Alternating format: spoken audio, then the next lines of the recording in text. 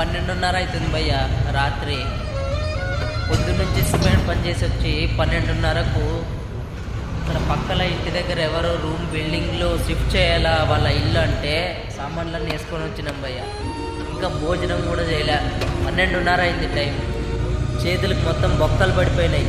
చూడండి ఇప్పుడే ముగిచ్చేసాం. సామాన్లన్నీ పైన పెట్టి షిఫ్ట్ చేసి టైం ఇప్పుడు కరెక్ట్గా 2 అవుతుంది. ఇప్పుడు ఇంటికి వెళ్ళి భోజనం చేయాలా గుడ్డ మూసుకొని పడుకోవాలనేది అర్థం అవ్వట్లేదు.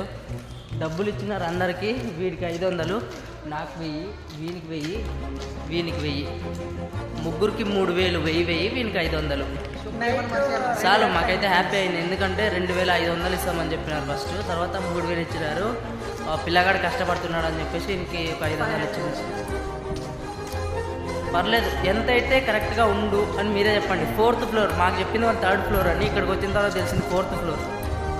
సామాన్లు